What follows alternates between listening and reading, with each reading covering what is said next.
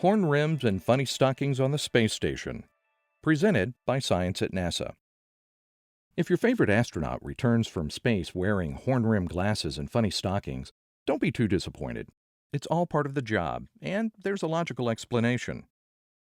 Among the challenges astronauts face during their stints on the International Space Station, farsightedness is fairly common. Hence, the horn rims. But it may be those funny stockings can reduce the need for them. About 3/4 of ISS astronauts experience changes in the structure and function of their eyes during and/or after their mission, says Michael Stenger of Wiley Science Technology and Engineering Group. And some of these changes in some of the astronauts do not correct themselves after the mission. Stenger is one of the principal investigators of an International Space Station experiment with a very long name that we'll call Fluid Shifts Study for short. It's investigating vision problems in space.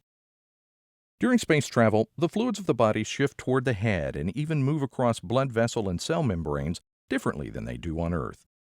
Scientists hypothesize that this headward shift of blood and other fluids causes increased pressure in the brain, pushing on the back of the eye and causing it to change shape.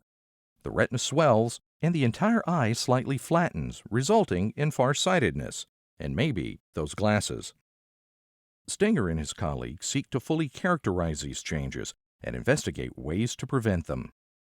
We want to know exactly how much fluid shifts and how it redistributes in the body. How does it move in or out of cells and blood vessels? How do the fluid shifts affect fluid pressure in the head, changes in vision, and eye structures? Those are the kinds of questions we'll answer. We expect to find individualized responses to the headward fluid shift that correlate to vision changes.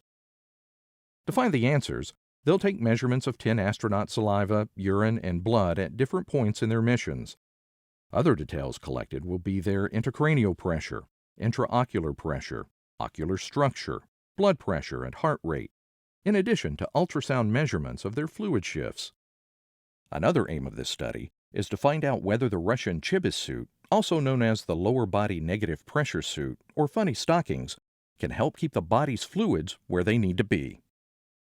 The Russian cosmonauts used the Chibis suit during the last 3 weeks of their missions as part of their preparation for re-entry. It's really just a pair of semi-rigid leggings that seal at the waist. A vacuum can be applied to reduce the pressure in the device, which acts to trap fluid in the lower body. The researchers will take cardio, cerebrovascular, and ocular measurements on the test subjects before enduring 25 millimeters of mercury of vacuum in the Chibis. If it turns out that lower body negative pressure helps reverse fluid shifts and prevent the visual symptoms, it may indicate that crew members should use the Chibis earlier and more often on long missions. We've seen some promising results in our first subjects. Stenger and company will also be looking at other things that might exacerbate vision problems on the space station. For example, we may find that an exercise that's good for bone or muscle is bad for elevated intracranial pressure. Space travel veterans Scott Kelly from NASA and Mikhail Kornienko from Roscosmos are the first test subjects for this study. They will spend nearly a year aboard the station, twice as long as a typical crew member. They're having measurements taken for the fluid shift study early in their flight, at its midpoint, and about 45 days before they return.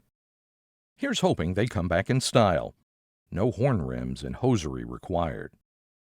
For more from the International Space Station, go to www.nasa.gov/station. For news from the always fluid world of science, visit science.nasa.gov.